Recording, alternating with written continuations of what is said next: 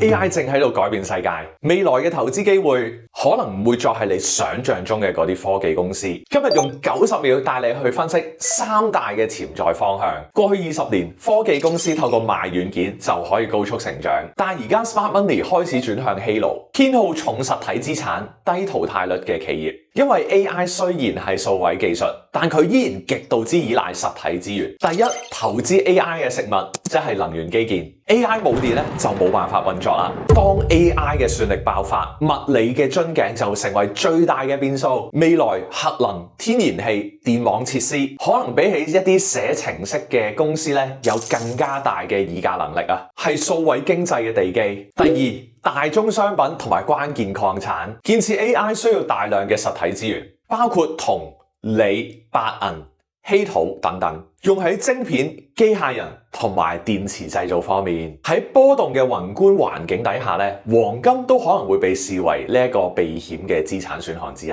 第三，數據中心 REITs 同埋一線嘅土地。數據中心需要土地同埋供電許可，當周圍都係 AI 嘅時候，人類反而更加渴望面對面嘅交流。CBD 核心商業地帶、一線城市嘅商廈需求可能會更加大。想學習更多，歡迎報名3小時0至1免費網課，到時我會分享更加多關於選股、買入同埋賣出嘅技巧。